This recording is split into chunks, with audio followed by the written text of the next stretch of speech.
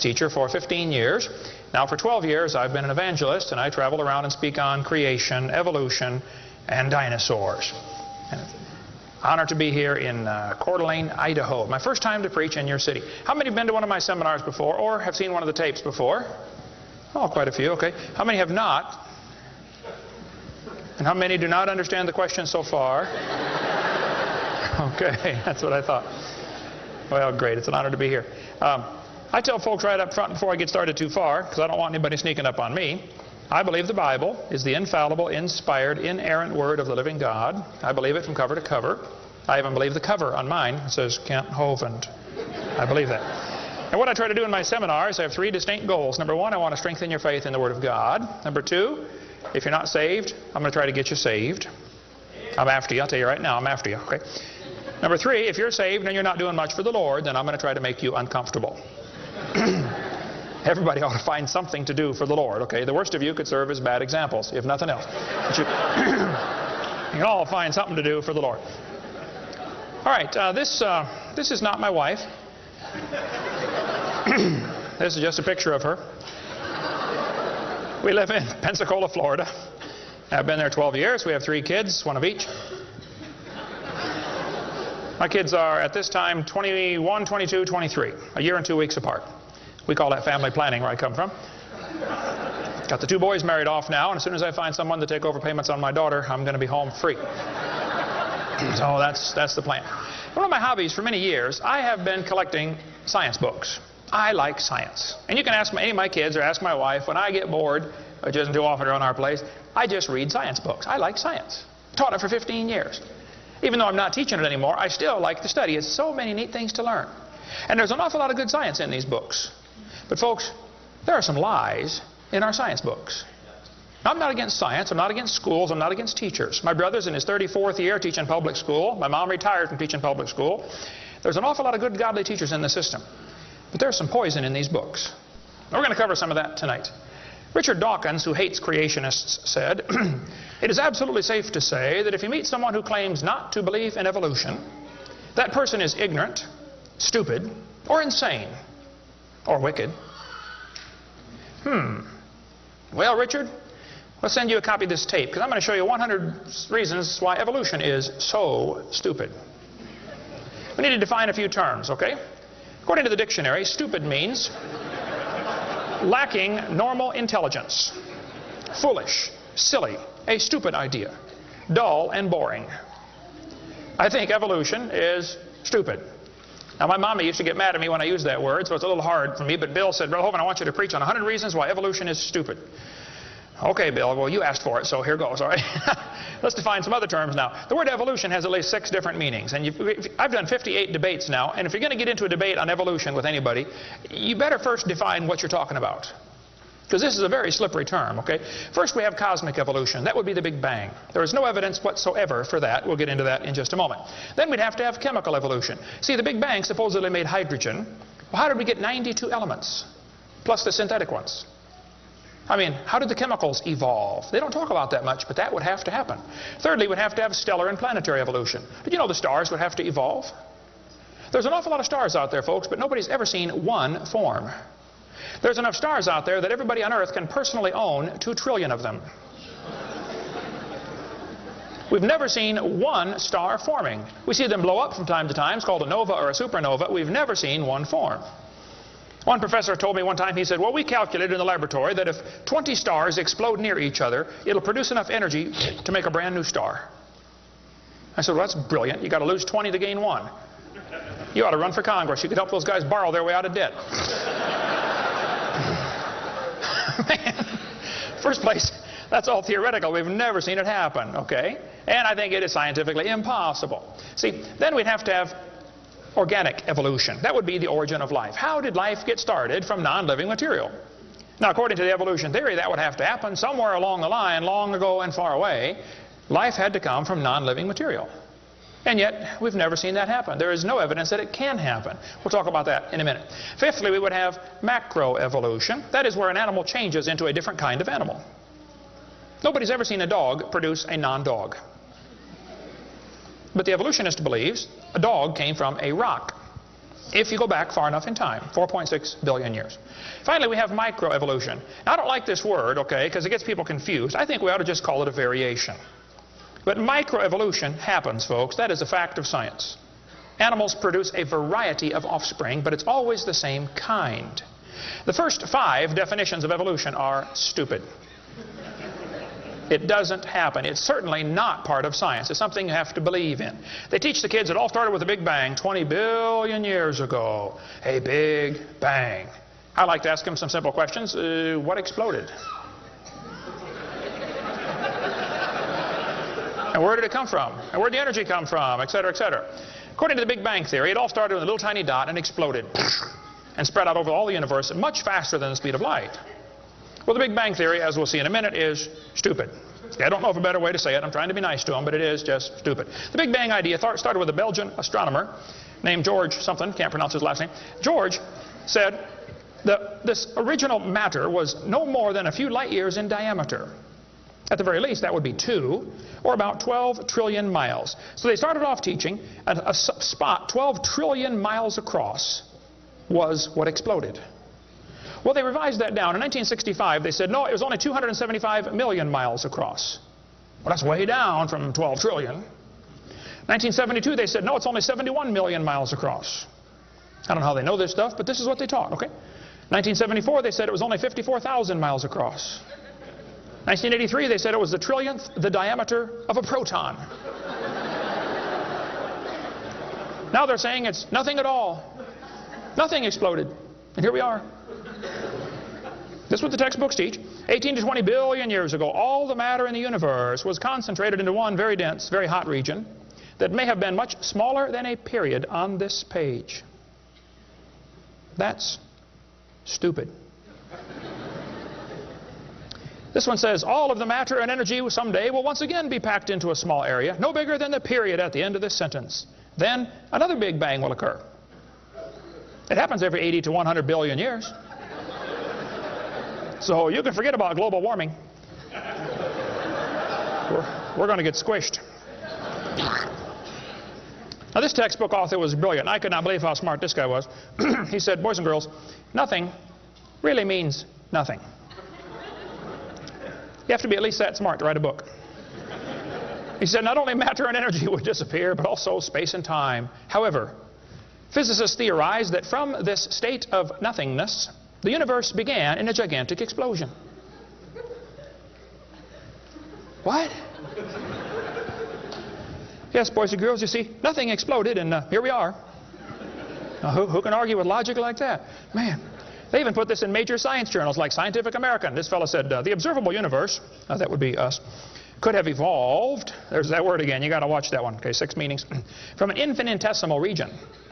In the Greek, that means a dot.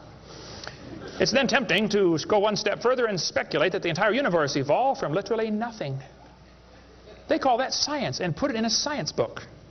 I would call that stupid and put it in the garbage. This is what the books teach. I collect them. I've got hundreds and hundreds of these books from countries all over the world, clear back from 1890s up until the 2001 textbooks. They're teaching this kind of stuff, folks. This one says, all the matter in the universe was drawn into this little tiny dot. And it spun faster and faster. This is what they teach the kids. Some kids doing this for homework tonight, right? It spun faster and faster. One day, it exploded. Big bang. I was talking to a professor from Berkeley one time. I was sitting on the airplane next to a professor from Berkeley University. I don't know if you folks here in Idaho ever heard of Berkeley or not. But Berkeley is not a Bible college. So we got talking about the Big Bang, and he said he believed in the Big Bang Theory. I said, yes, sir, I figured that. You have to teach it at Berkeley. I said, tell me, sir, how did the universe get here? He said, well, 20 billion years ago, all the matter was squished in this little tiny dot, and it was spinning real fast, and it exploded. Big bang. And pieces flew off and became the galaxies and the sun, the moon, the stars, and finally, you know, people. Here we are. I said, sir, could I ask you a couple questions, please? You know, one of my favorite things to do in life is asking questions to people who believe in evolution. I absolutely have a wonderful... That's how this whole ministry started. 12 years ago, I moved to Pensacola, Florida. Some article came out in the newspaper that said, dinosaur bones found in Montana from 80 million years ago. I wrote my first letter to the editor in my life, about 12 years ago. I wrote a letter to the editor. I said, yes, they found dinosaur bones, and yes, it was 40 feet long, and yes, it was found in Montana, but it was not from 80 million years ago. This one probably drowned in the flood in the days of Noah, 4,400 years ago. And you would have thought I shot the sacred cow. Actually, I did.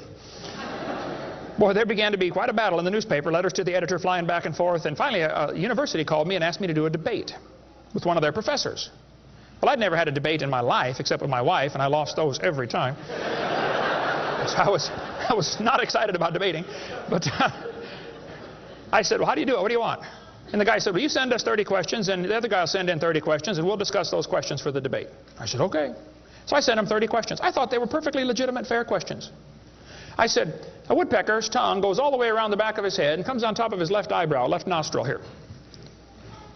Would you please show me any fossils that have been found, intermediate species between a normal bird and a woodpecker, with his tongue going all the way around his head? What evidence do you have of how this evolved? That question never came up. I don't know what happened to it. But I said, termites chew on wood and they swallow it, but termites can't digest it. It goes into their stomach, and there's little tiny critters in their intestines that actually digest the cellulose. Now, those little critters can't live without the termite, and those termites can't live without those critters.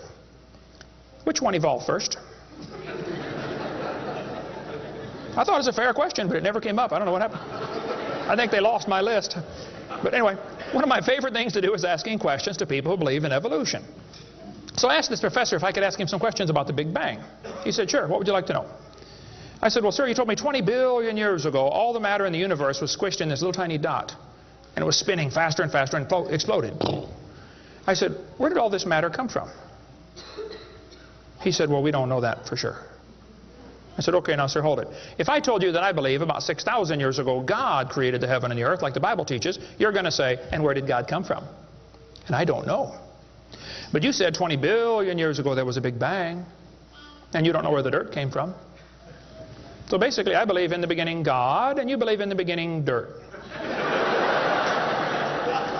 Don't tell me my theory is religious and yours is science. Oh, no, sir, they're both religious. The news media tries to make it look like it is religion versus science. I did a debate in El Paso, Texas here recently, and the news media wrote an article. They said, religious and scientific leaders debate evolution. What is the unspoken message in that title? What are they trying to imply? Can you catch that? They're trying to imply that evolution is part of science, aren't they? No, evolution is a religion. Actually, both creation and evolution are inherently religious. These two timelines is the same information right here. I'll be referring to that throughout the seminar here. I cover this thing all the time. The Bible teaches about 6,000 years ago God made everything. 4,400 years ago there was a big flood that destroyed everything. 2,000 years ago Jesus came. Here we are today waiting for the Lord to come back in about 5 minutes. This is the Bible view of history. On this chart, 1 inch is 150 years. That's a long time. The 20 billion year chart on the bottom is a very different scale. But see, both views, creation and evolution, are inherently religious. You have to believe in creation or believe in evolution. The difference between the two, though, is very simple. The evolution religion is tax supported. That's the difference. By the way, if I was to make that bottom chart the same scale as the top chart, the bottom chart actually needs to be 2,100 miles long.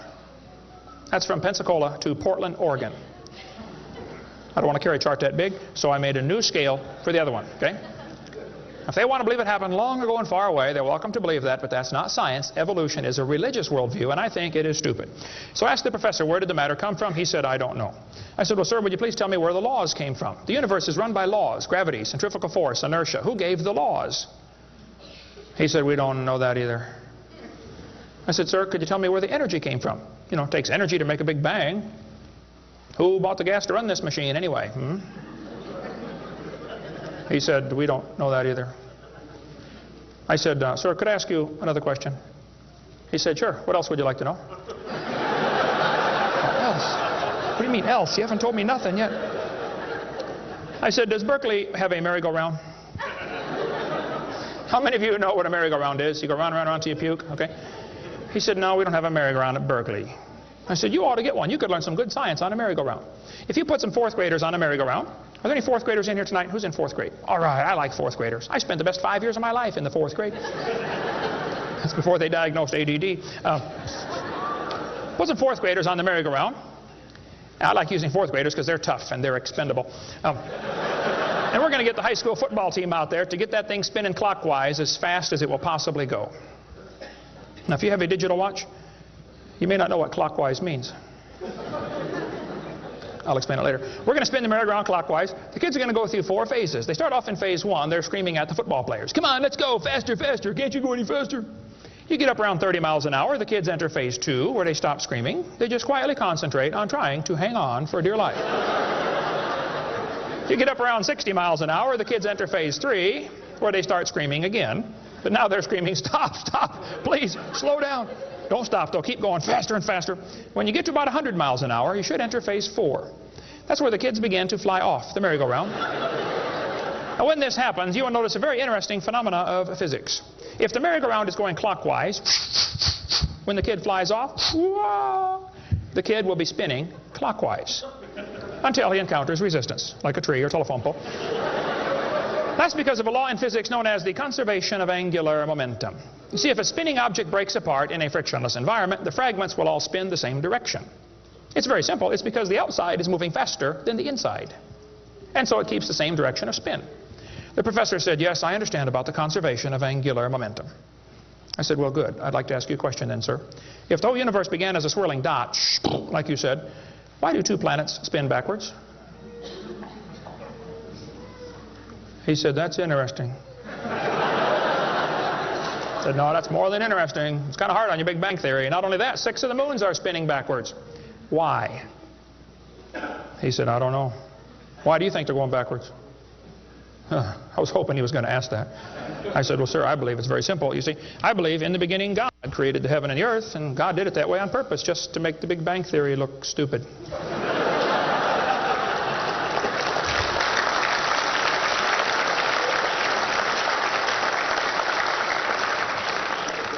I do believe in the Big Bang, folks. I really do. The Bible teaches the Big Bang. 2 Peter 3:10. It says, the heavens shall pass away with a great noise. In the original Greek, that's a Big Bang. So there's going to be a Big Bang. It just didn't happen yet, that's all. So kids, if you go to school and some professor says, do you believe in the Big Bang? You should say, yes, I do, and you better get saved and get ready for it. The Big Bang is coming soon to a city near you. By the way, if the Big Bang Theory were true, the matter would be evenly distributed. But it's not. It's lumpy. They're called galaxies. And in zillions of miles and nothing called voids. And to try to salvage the dumb Big Bang Theory, they've got all these wild theories of why isn't the matter evenly distributed? They'll say, well, maybe there's black holes, or maybe there's antimatter. They got all this stuff. It's all trying to rescue this crazy Big Bang Theory. And it's a dud, folks. It didn't happen. There are zillions of stars out there. I mean, lots and lots of stars. And we haven't even seen them all. If star births, they ought to at least equal star deaths, and they don't. We see a star blow up about every 30 years. It's called a nova or a supernova. Well, then how come there are only 300 dead stars out there that we can see, supernovas? That's only a few thousand years worth, isn't it? There ought to be trillions of them, if evolution were true. This fellow said, I have a little hesitation in saying that a sickly pall now hangs over the Big Bang Theory. Yep. I think it is stupid. Now, if you want to believe it, that's fine. I don't care what anybody believes. That doesn't bother me. But see, the problem is they want to use my tax dollars to teach that to your kids in our schools. And that's where the problem comes in. Okay? If you want to believe in the Big Bang, just enjoy yourself. But keep your religion at home. Okay? Because it is a religion. Then they tell the kids the earth formed from a hot molten mass 4.6 billion years ago. This is part of the theory, and it's in all the textbooks. 4.6 billion years ago, earth cooled down, formed a rocky crust. I think that is stupid, and I'll show you why. Was the earth ever really a hot molten mass 4.6 billion years ago, and it cooled down? This textbook says, as earth formed, the surface was like the moon. There were hot pools of bubbling lava. I don't think so. My Bible says the Spirit of God moved upon the face of the waters. So the earth was not created a hot molten mass. It was created under water, which means it has to be less than 212 degrees Fahrenheit or 100 degrees centigrade, or it wouldn't be water, it'd be steam. So the earth was never a hot molten mass according to Scripture. Then when you look in the granite rocks, you find little tiny halos made of polonium. Now these polonium halos are absolutely amazing. Robert Gentry, a friend of mine from Knoxville, Tennessee area, he has been studying radiopolonium halos for a long time. I met him back in the year 2000 and went down to his laboratory, and I got to see some of the halos through the microscope. These little polonium halos are interesting because they have a half-life of less than a few minutes. If the rock was hot, when the polonium, radioactive polonium, decayed and sent out the little particles and made the halo, it would melt away. Like at 4th of July, they shoot fireworks up. Makes a circle. Does the circle stay there? No, it all falls down, right? There are probably none up there now from the last 4th of July, are there? You'd have to freeze the whole atmosphere to keep that sphere in place. This polonium would have to be decaying in a rock that is already solid. So the Earth was never a hot molten mass. Get Robert Gentry's book if you want a lot more on that. But all over, the granites all over the world contain these polonium halos. So it is stupid to say the Earth was a hot molten mass. We have scientific evidence it was not. Here they tell the kids, though, the Earth was hot with large pools of bubbling lava, and that is just stupid. It can't possibly be true. Then they tell them life got started about 3 billion years ago. See, according to the theory, 20 billion years ago there was a big bang. 4.6 billion years ago the Earth cooled down, formed a hard rocky crust, and it rained on the rocks for millions of years and turned them into soup. And the soup came alive about 3 billion years ago. This is what the books teach. This fellow says, both the origin of life and the origin of major groups of animals remains unknown. How did life get started anyway? Well, this textbook tells the kids, oceans formed as it rained on the rocks for millions of years. Yes, boys and girls, millions of years of torrential rains created great oceans. And swirling in the waters of the oceans is a bubbling broth of complex chemicals. Progress from a complex chemical soup to a living organism is very slow. Well, I guess it is. It's totally stopped. Doesn't even happen. That's how slow it is. This one says, the first self-replicating systems must have emerged in this organic soup. Was your great-great-great-great-great-great-great-great-great-great-great-grandpa soup? I think that's stupid, okay? Now, if they want to believe it, that's fine. I don't care what they believe, but don't call it science. What happened back in the 1950s, a guy named Miller and Urey wanted to know how the Earth and solar system had come to be. So they tell the kids he took a mixture of Earth's primitive atmosphere. We'll talk about that in a minute. He never proved how life originated, but he did add evidence to the theory that life could have started by itself. Well, is that true? Now, did he really do that? Well, let's just study the facts here. This textbook tells the kids, many important events occurred during the Archean era, the most important of which was the evolution of life. Progress from complex molecules to even simplest living organism was a very long process. Long ago and far away. Fairy tale kids coming up. First living cells emerged 4 billion to 3.8 billion years ago. I like that word, emerged. They use it all the time. Like that explains how it happened, you know. It just emerged. There is no record of the event, they tell the kids. Look, kid, we know what happened and you're going to be tested on this, but there's no proof. Oh, okay. It's not science. First living self-replicating systems must have emerged in this soup. I don't think so. Here's what students are taught in school. This picture of the different glass tubes and flasks and pipes going around, they tell them this is how they made life in the laboratory. He said he studied the chemical reactions of gases that existed in Earth's primitive atmosphere. Ooh, now this is important, okay? Notice up in the upper right-hand corner, he had methane, ammonia, water vapor, and hydrogen, no oxygen. He circulated these gases through these tubes through a spark, supposed to represent lightning. And sure enough, it produced a red goo at the bottom of the flask and had some amino acids in it. They didn't come close to getting life, though. Miller excluded oxygen in a reducing atmosphere because life could not evolve with oxygen. Anything that got together would oxidize. Cut a banana open, lay it on the table, it'll turn brown, it'll oxidize. Okay, so will an apple, so will anything alive. It'll oxidize. So that's why he didn't have any oxygen in the experiment. One of his gases was ammonia. Well, this creates a real serious problem because ammonia is destroyed by UV light. And UV light must be blocked by ozone, which is made from oxygen. I got a problem here. This textbook says several billion years ago, Earth's atmosphere had no free oxygen. Well, that's just simply not true. Ozone is made from oxygen and it blocks UV light, and ammonia, one of the gases needed for the experiment, is destroyed by UV light. So life cannot evolve without oxygen. But also life cannot evolve with oxygen. Well, I got a solution for that one. It didn't evolve. And by the way, the Earth has always had oxygen, even more than it does today. Okay? Air bubbles are often found trapped in amber, like the movie Jurassic Park, you know, where they drilled in and got the mosquito blood. These air bubbles, though, have 50% more oxygen than we do right now.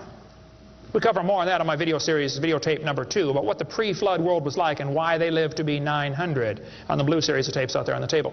But this textbook says the mixture at the bottom of the flask was rich in amino acids. Oh, come on. That is stupid. It was not rich in amino acids. Let's tell the kids what they really found, okay? He filtered out the product. As this gas went through the tubes, he sparked it, produced this goo at the bottom, and he drew the goo off because if it went through again, it would be destroyed by the spark. Now, in real life, you're not going to get a section of the ocean protected. They say this just happened by chance in the ocean. You can't filter out the product then. Secondly, what he made was 85% tar, 13% carboxylic acid, 2% amino acids. So 98% of his mixture was poisonous to life. I would not call that a success. And there are 20 different amino acids, sort of like 26 letters in the alphabet. There are 20 amino acids. Those amino acids go together to make proteins, like letters go together to make sentences. Mostly he made just 2 of these amino acids. And they bond with the tar and the acid very quickly, more readily than with each other. It was a failure as an experiment. Amino acids are like letters of the alphabet, sort of like building blocks. You have to have a bunch of amino acids to make a protein. Then you have to have a bunch of proteins to make a cell. And you got to have a bunch of cells to make an organism. And one cell is more complex than a space shuttle. And all he got was a couple of the amino acids. That's like me dropping toothpicks, and I happen to make a few letters of the alphabet. That's possible, isn't it? Toothpicks could fall in the shape of a T, or an H, or an I, or an E. That's possible. But if I'm able to drop toothpicks and produce a few letters of the alphabet, should I therefore conclude that nobody wrote Webster's dictionary? The difference between making a letter with toothpicks and making Webster's dictionary is about like making an amino acid and making a living cell. He didn't come close to making life. He made the equivalent of a few letters, and he actually needed to make huge books. And half of his letters were backwards, left-handed. This creates a real problem since the simplest proteins, the smallest proteins, have 70 to 100 amino acids, all of them left-handed. This really compounds his problem. RNA and DNA are all right-handed molecules. And they are unbelievably complex. And hundreds of these amino acids must combine to make a protein. And this has to be in a precise order. And they unbond in water much faster than they bond. And last time I checked, the oceans are completely full of water. So Brownian motion is going to drive them away from each other, not together. It just isn't going to work. He did not make life in the laboratory. But they tell the kids, he showed how life could have started by itself. Oh, that is just a stupid, okay? That's a lie. He did not show anything of the kind. And every experiment since then has made the problem worse. They're finding more and more things that just couldn't happen. Don't call that science. But they tell the kids, you know, 3 billion years ago, life appeared on Earth. Asked me to speak at this college in Boston one time. This preacher called all the colleges and universities around Boston and said, would you like to have Kent Hovind come speak at your college? Finally, one professor said, yes, he can come speak at our school if our professors can ask him any questions they want, because we want to show our students how dumb these creationists really are. So the preacher called me and said, Brother Hovind, would you like to speak at this college and let them make fun of you for a couple hours? I said, I would be honored. So I showed up. There were 6 professors and all their students. You know, I felt like Daniel in the lion's den. I got my charts out and I said, now folks, I believe the Bible. Nobody cheered. I said, I believe about 6,000 years ago God made everything. The world's not millions of years old. 4.6 billion years ago, there was a big flood. I'm sorry, 4,400 years ago, there was a big flood. Not 4.6. And 2,000 years ago, Jesus came, and I gave them the basic Bible story, okay? Then I told them what they believe. Because most of them don't know what they believe. You have to tell them. You guys believe 20 billion years ago there was a big bang where nothing exploded and produced everything. 4.6 billion years ago the earth cooled down, made a hard rocky crust. It rained on the rocks for millions of years, turned them into soup, and the soup came alive 3 billion years ago. And this early life form found somebody to marry. Boy, now that's a good trick. And something to eat, of course, and slowly evolved into everything we see today. One professor was getting kind of upset about this time. I seem to do that to them. He said, Mr. Hovind, there are hundreds of varieties of dogs in the world. I said, yes, sir, you're right about that. He said, "You mean to tell me that you believe all these dogs came from 2 dogs off of Noah's Ark? You expect me to believe that?" Ha, ha, ha. I said, "Sir, would you look at what you're teaching your students? You're teaching your students that all the dogs in the world came from a rock."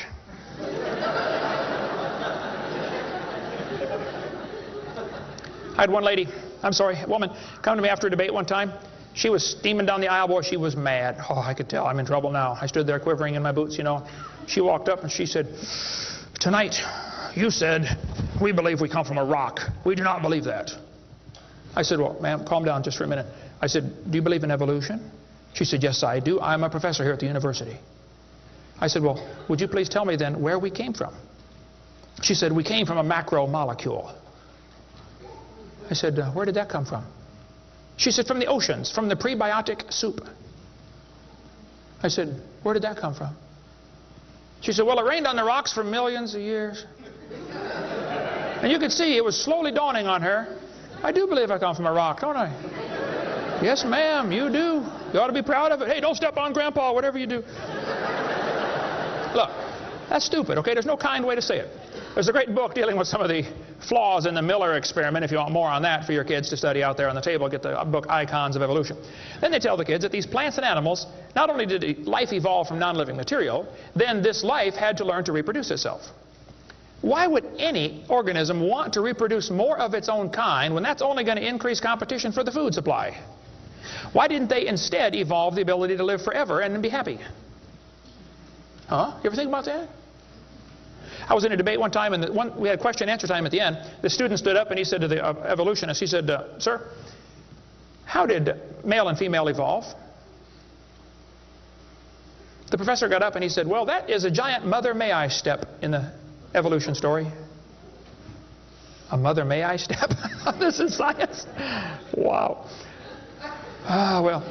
So according to them, you know, for the next few billion years or hundreds of millions of years, you know, life learned to produce something other than its own kind. Of course, today everything only produces its own kind, but they say long ago and far away, they were able to do something different. Textbooks will say we started like a bacteria and slowly evolved to a human. I think that's stupid.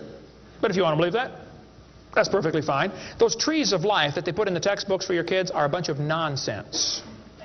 And even evolutionists will admit that. Stephen Jay Gould, the Marxist professor at Harvard University, he says that evolutionary trees that adorn our textbooks are not the evidence of fossils. It's only inference. We infer, we imply, we hope it happened this way.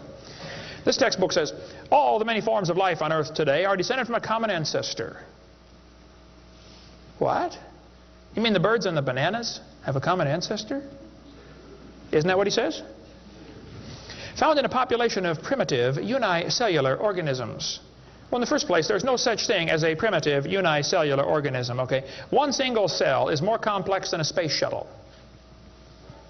There's no such thing as a primitive single-celled organism. We talk about that on video number 4 of our series. But he says, all the forms of life are descended from a common ancestor found in a population of primitive unicellular organisms. What were those first cells like? How do we know? What events led up to their formation? No traces of those events remain. Did you catch that? Hey kid, we know what happened, but there's no proof. Primitive, huh? This one says, the humans, mammals, birds, crocodiles, all had a common ancestor. Well, anything inside that circle is religious speculation. It is stupid. Reptiles produce reptiles, dogs produce dogs, people produce people, and there's never been an exception to that. Darwin said, though, if my theory be true, here's his book right here. You can look on page 211. He said, if my theory be true, numberless intermediate varieties must assuredly have existed. Boy, you're right about that, Charlie. I mean, to change from a rock to a dog would take a few changes. David Ropp, who believes in evolution very strongly, says, in the years after Darwin, his advocates hoped to find predictable progressions. In general, these have not been found, yet the optimism has died hard, and some pure fantasy has crept into textbooks. Oh, you're kidding. Fantasy in our textbooks? Oh, yep. They tell the kids they have evidence of evolution from fossils. I don't think so. That is stupid, okay? If you find a fossil in the dirt, all you know is it died. You don't know that it had any kids, do you? And you sure don't know that it had different kids. I mean, think about it. You're in a court of law. You bring in a bone to the judge. Judge, I found this bone in the dirt. This is the ancestor of all the humans today. They would laugh at you. You don't know that that's the ancestor of anybody, do you? And why on earth would you think a bone in the dirt can do something animals today cannot do? Animals today can only produce the same kind, right? Dogs produce dogs, folks. Luther Sunderland asked all the major evolutionists, he said, where is the evidence for evolution? They all said, well, somebody else has it. We don't have it over here. So he wrote a letter to Colin Patterson. He's the director of the British Museum of Natural History. They've got the largest fossil collection in the world. He said, Mr. Patterson, I read your book on evolution. I noticed you didn't show us the missing links. Why didn't you show us the missing links? Patterson wrote back and said, I fully agree with your comments on the lack of evolutionary transitions in my book. If I knew of any, fossil or living, I would certainly have included them. I will lay it on the line, there is not one such fossil. There are no missing links, folks. The whole chain is missing. Even Stephen Gould admitted the absence of fossil evidence for intermediary stages is a persistent and nagging problem for evolution. We got the theory, we know it's true, now we just need the evidence. That's the way they think about it. Richard Goldschmidt said, maybe the first bird hatched from a reptile egg. Well, Richard, I'm sorry. I don't mean to be disrespectful, but that's stupid. See, what's happened, these guys have looked for missing links in the fossil record. They can't find any, and so they say, well, maybe evolution happened so fast it wasn't preserved. Maybe a reptile laid an egg and a bird hatched out. Well, who did that bird marry?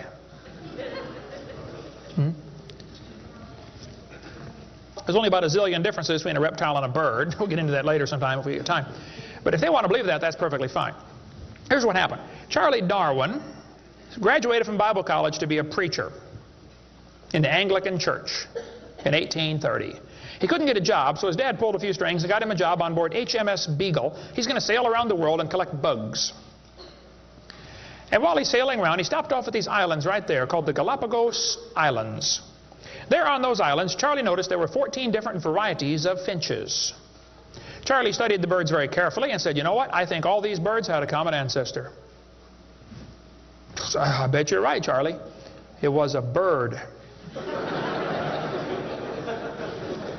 And then Charlie said in his book on page 170, he said, it is a truly wonderful fact that all animals and all plants throughout all time and space should be related to each other. Now, hold on a minute. You see 14 kinds of birds, and you conclude that birds and bananas are related. That's stupid. You should conclude that those 14 kinds of birds had a common ancestor, but that's as far as it ever goes, folks, okay? I don't know of a kind way to say it, Charlie, but that's stupid. Okay, we don't ever see a bird produce a non-bird. See, dogs produce dogs, and you might get quite a variety of dogs. Roses produce roses. That is called microevolution. Now, that is a fact, folks. It happens. It is observable. It is scientific. I don't think we ought to use that word, microevolution. We should just call it a variation. But they use it, so, just so I qualify that, it's a lousy term. It gives what's called a free rider effect to the rest of the 5 religious ideas of evolution. You might get a big dog or a little dog, but you're always going to get a dog when you crossbreed your dogs. And I would go so far as to say probably the dog, the wolf, and the coyote had a common ancestor. This Irish textbook shows different dogs, and it calls it divergent evolution. Oh, come on. Giving it a fancy name doesn't change a thing. It is still a dog. And a 3-year-old can tell you. Anybody in here 5 years old? Who's 5 years old? 5 years old. What's your name? Misty. Here we have a dog, a wolf, a coyote, and a banana. Which one is not like the others? Dog, wolf, coyote, and banana. Banana. All right, let's give Misty a hand. Very good. The other ones. Some of these college professors can't tell. Look, there's a variety of dogs, folks, and they probably had a common ancestor. It was a dog. Okay? It's just a dog. See, variations happen within the dog kind. You get a big dog or a little dog, but there are limits to these variations. Haven't the farmers been trying to breed for bigger pigs for a long time? They try to get the biggest pig they can, don't they? Do you think they'll ever get a pig as big as Texas? I bet there's a limit in there somewhere, isn't there? Roaches become resistant to pesticides after a while. Do you think they'll ever become resistant to a sledgehammer? I bet there's a limit. Yeah, okay. They still produce the same kind of plant or animal. That's not evolution. That's just a variation of the same kind, okay? And the information for that variety was already present in the gene pool. No new information is ever added. The dogs or the pigs don't learn to fly or become pink. Okay, there's no new information added, just scrambled information. And the gene pool of the new variety is now more limited than before. Somebody spent years crossbreeding dogs to develop a Chihuahua. All that work to make a dog that is 100% useless.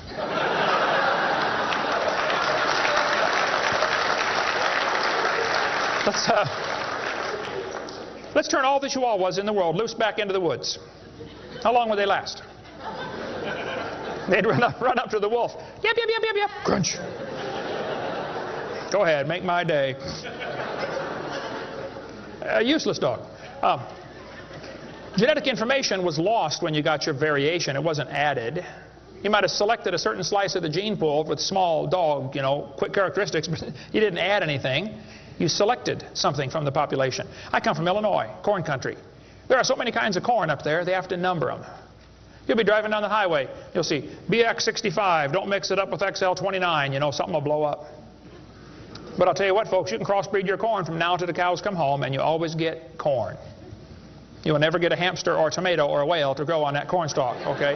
It won't happen. There's a variety of cows, and they probably had a common ancestor. It was a cow. Variety of horses, no question. Probably the zebra and the horse had a common ancestor.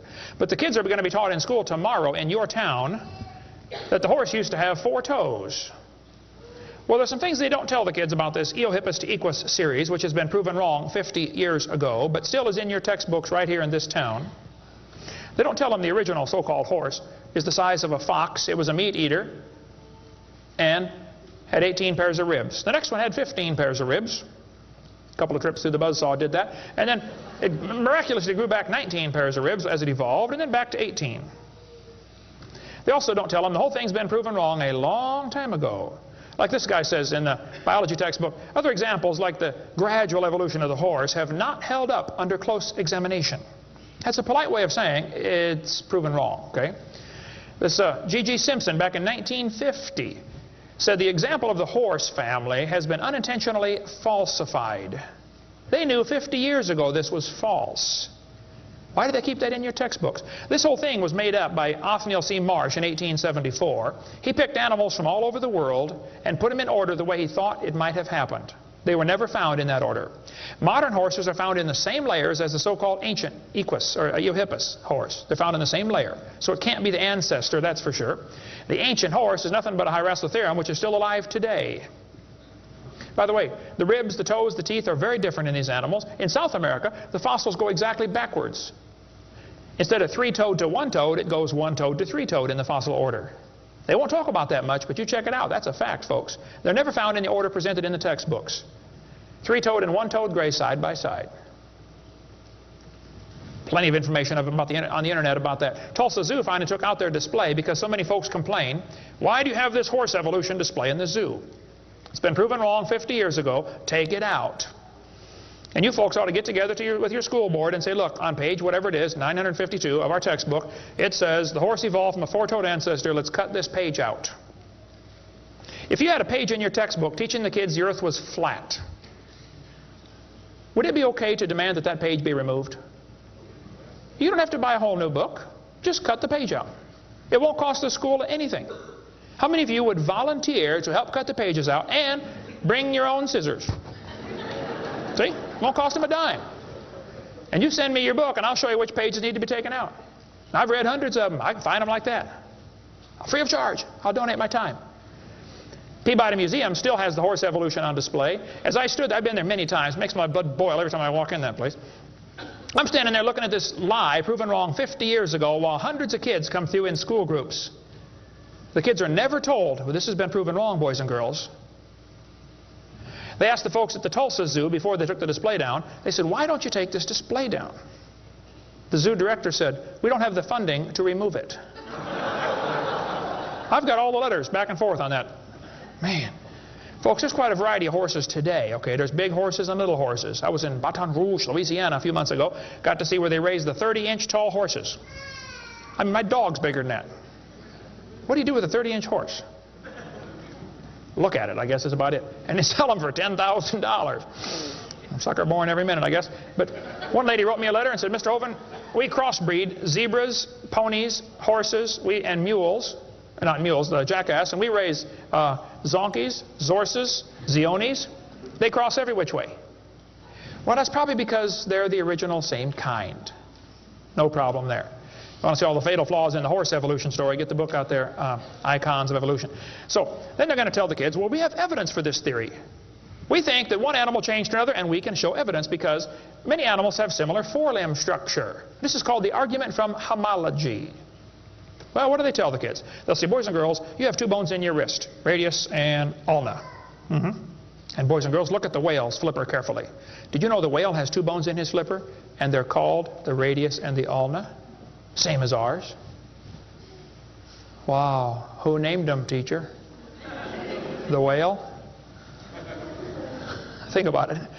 But this is one of the evidences for evolution. They're going to say, boys and girls, comparative anatomy provides further evidence of evolution. The commonalities suggest that these and other vertebrate animals are all related. They probably evolved from a common ancestor. Well, duh. That's stupid, okay? Maybe they all had the same designer. Doesn't prove a common ancestor. By the way, the bones develop from different genes in these different organisms. They are not homologous organisms like they want you to believe. Similar design might prove the same engineer made the design. A lot of bridges in the world are kind of similar to each other. You can go compare, different suspension bridges around the world, Golden Gate Bridge and other bridges, and there's a lot of similarities. That doesn't prove one is the father of the other, or that a tornado put them up. No, it's a design that works good, okay? I discovered that the Pontiac lug nuts from a Pontiac will fit on a Chevy. They will. That proves they both evolved from a Honda 14 million years ago. No, the same engineers are designing these cars. Then they tell the kids about the geologic column. How many have ever heard that the different layers of the earth are different ages? They show the kids Grand Canyon. Yes, boys and girls, this one says, over millions of years, the Colorado River has carved the Grand Canyon from solid rock. I'm sorry, but that is stupid, okay? I'll explain why. Kids, you need to learn this. This is a very simple thing to learn, and you'll go through life much further than many of these professors go. Make yourself 3 columns. Facts are in the middle. It's a fact Grand Canyon exists. The evolutionist has an interpretation of that fact, and the creationist has an interpretation of the fact. Now, it's not part of the fact, it's an interpretation of the fact. The evolutionist says the canyon formed slowly by a little bit of water and lots of time. The creationist says, oh no, we think it formed quickly by lots of water and a little bit of time. It's a fact the earth has sedimentary layers. That's not a question. How did they get there? Well, the evolutionist says these layers formed slowly over millions of years. The creationist says, no, these layers are all from the flood in the days of Noah. Now, it seems like the professors are always trying to erase the line between their interpretation and the fact and make their interpretation part of the fact column, and it's not. And I think I can demonstrate Grand Canyon was not formed by the Colorado River. I was in a debate recently, and this professor said, Dr. Hovind, you're so stupid. Obviously, it took millions of years to form the Grand Canyon.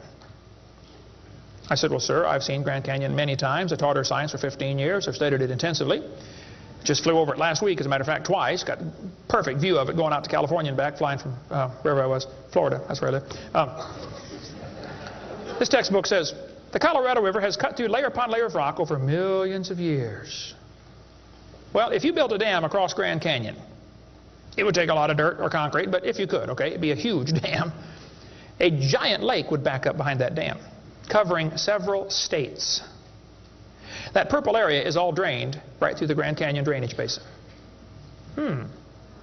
This snow line tells a very interesting story. In between these 2 red lines is snow.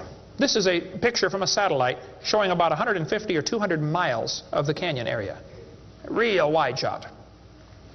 The river enters the canyon at the far right. The river is 2,800 feet above sea level. As it goes down through the canyon, the ground is rising up. It's called the Kaibab uplift, okay? The uplift is 7,000 or 8,000 feet above sea level.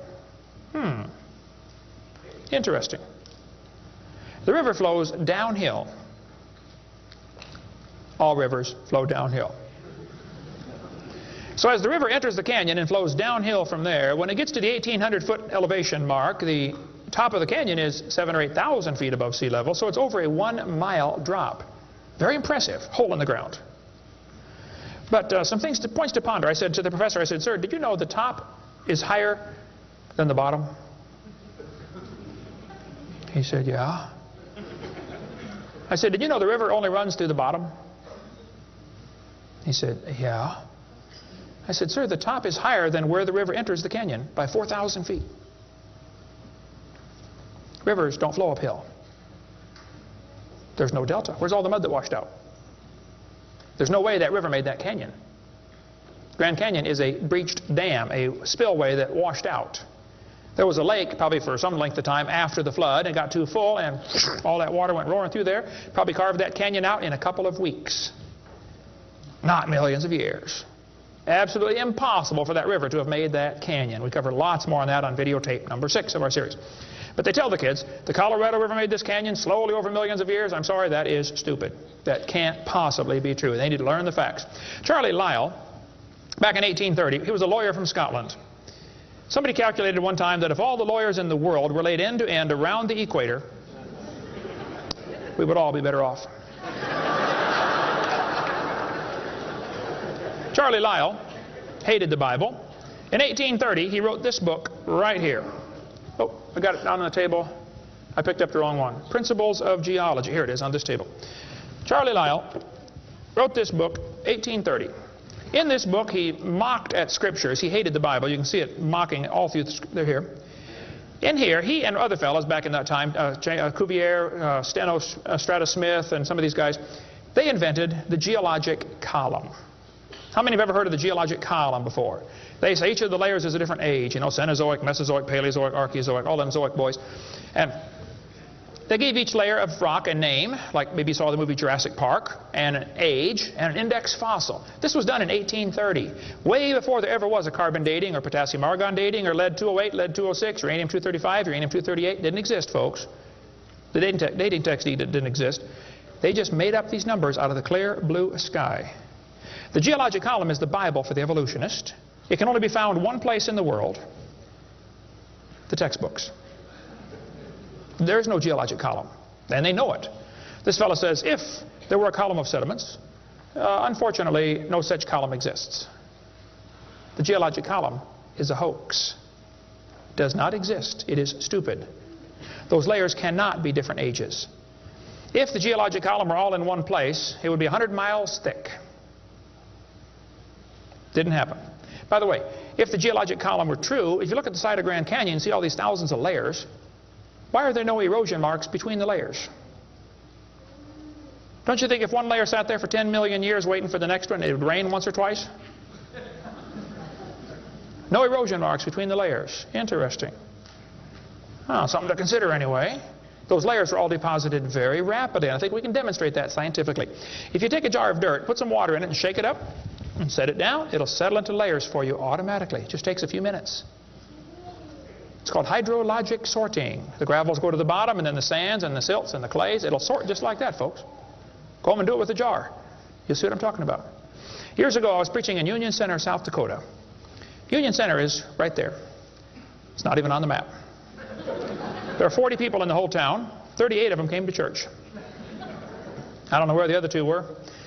But they showed up later, I guess. But the preacher said, "Hey, Brother Hovind, let's go down to Rapid City, South Dakota. They've got a museum down there with a bunch of dinosaur bones." I said, "All right, I like dinosaurs. Let's go." So we all drove down to the museum. The guide met us at the door. He said, "Would you like me to give you a tour?" We said, "That would be great, sir." The first place we stopped on the tour was the geologic time scale, the big chart. They got it behind glass so the kids can't touch it. You know, this is holy, sacred. And the guide said, "Now, boys and girls, this layer of rock right here is about 70 million years old."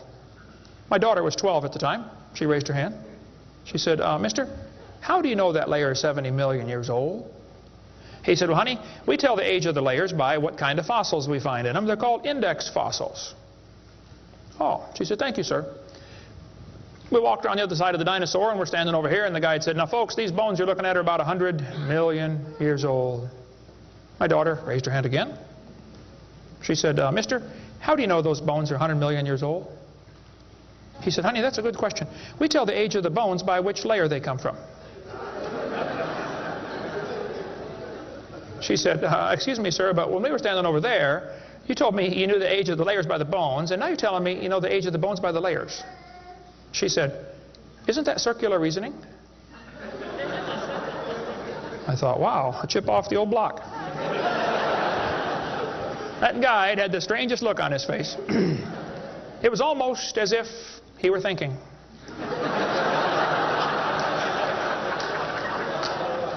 He looked at my daughter. He looked at me. I wasn't about to help him. I thought, wow, this is going to be good. I got to hear this. He looked back at my daughter. He said, you know, you're right. That is circular reasoning. I never thought of that before. Folks, geologic column is a joke. It doesn't exist. It's all based on circular reasoning. We can demonstrate that clearly. Get our video number 4 if you want more information on how it's all based on circular reasoning. I'll just give you a couple of quotes here. This guy says, the rocks do date the fossils, but the fossils date the rocks more accurately.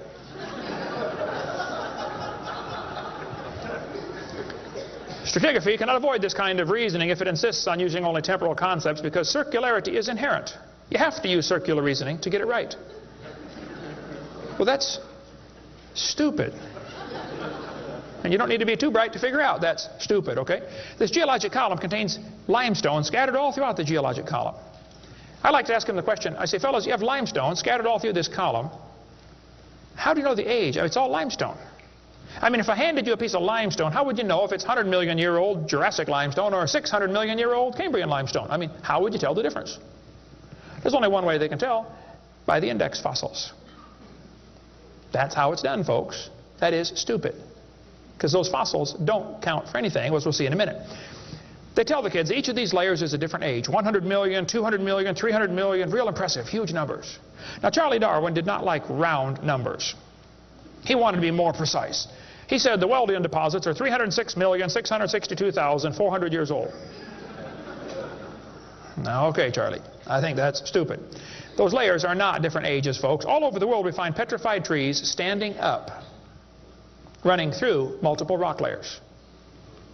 Now, if you get a petrified tree standing up, running through different rock layers, I don't think it's smart to say those layers are vastly different ages.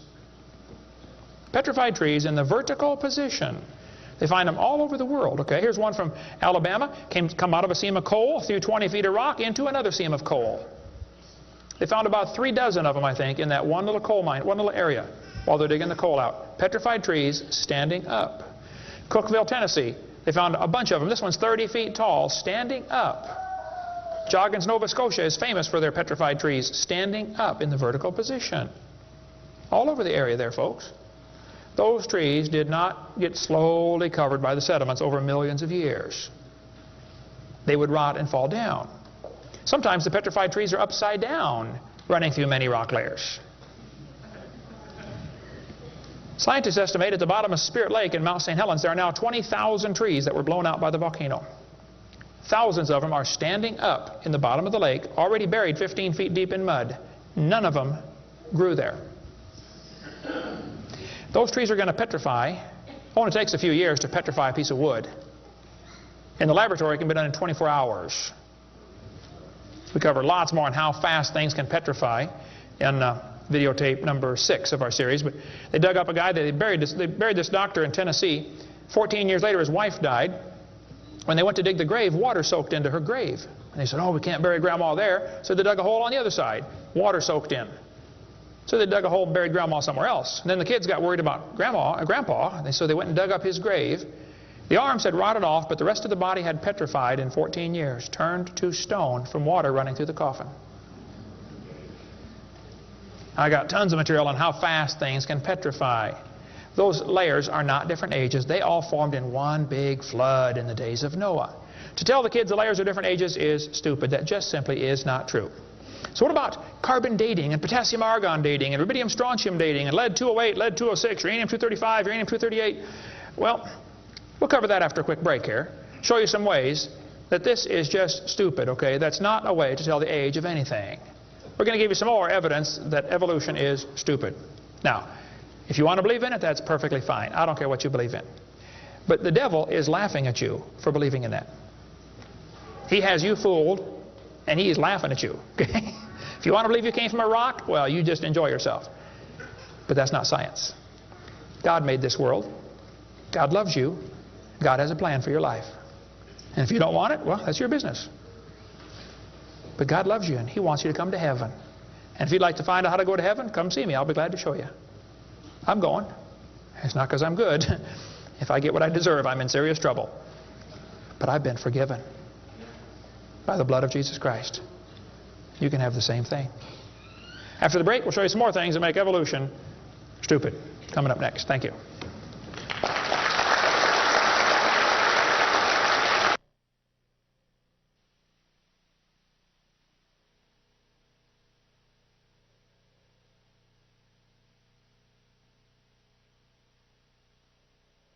In the early 1950s, actually the late 1940s, they invented carbon dating.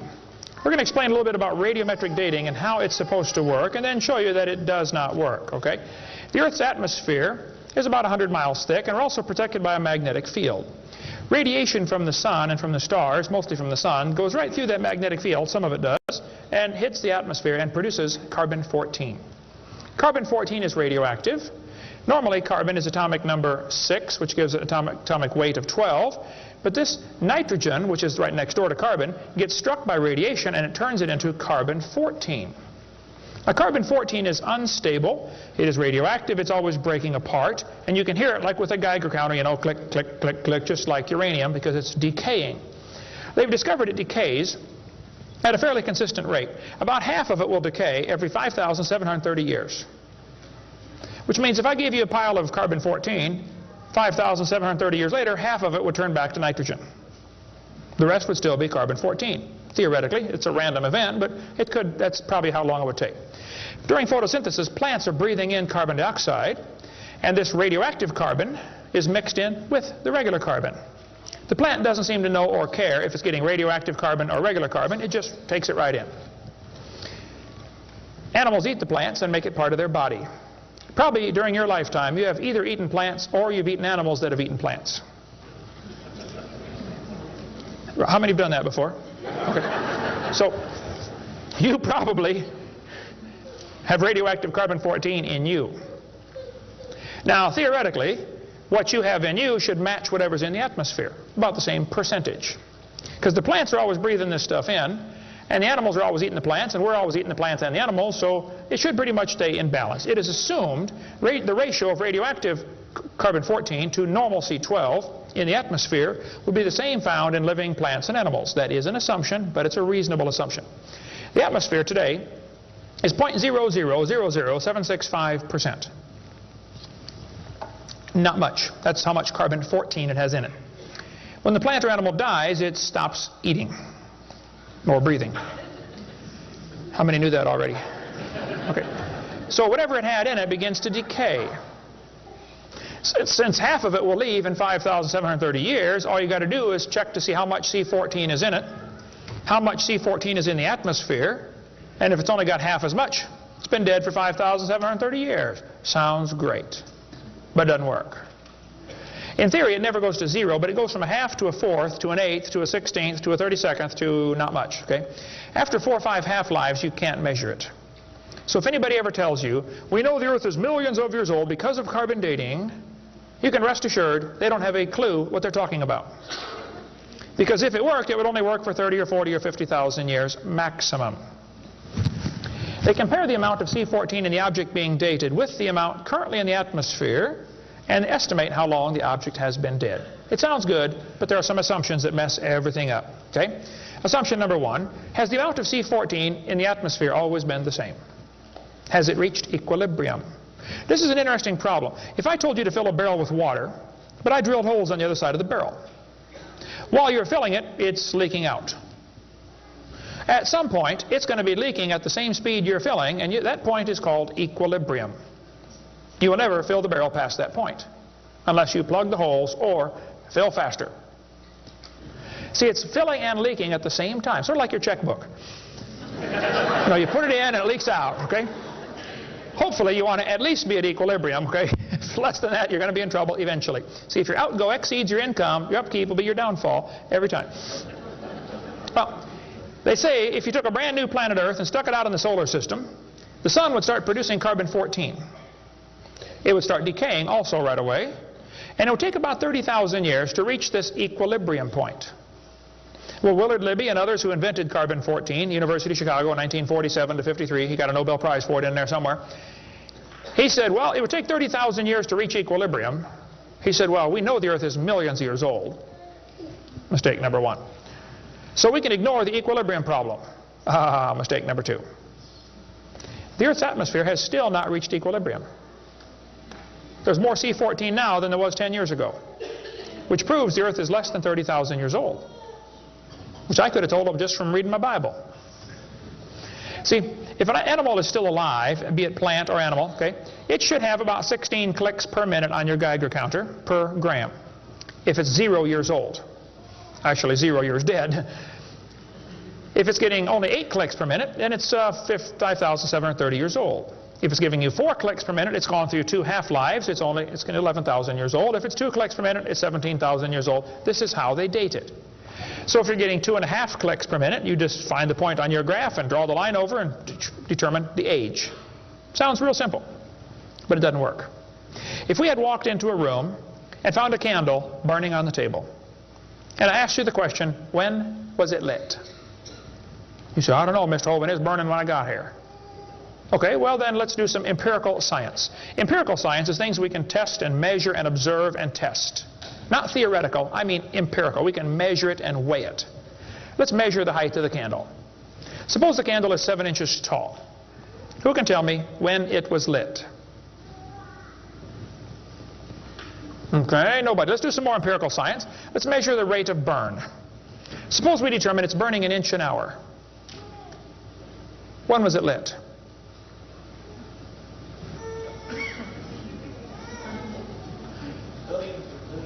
Billions of years ago.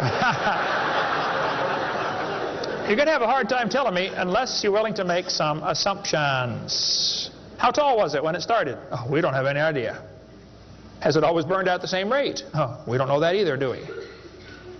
You find a fossil in the dirt, you can measure how much C14 is in it. Very accurately, by the way. And you can measure how fast it's decaying. That's just like measuring the height of your candle and how fast it's burning. Now, when did that animal die? You don't have a clue. Unless you're willing to assume that the C14 when it was alive is the same as we have today, and assume the rate of decay has always been the same down through history. You can't prove either of those. Living mollusk shells were carbon dated at 2,300 years old.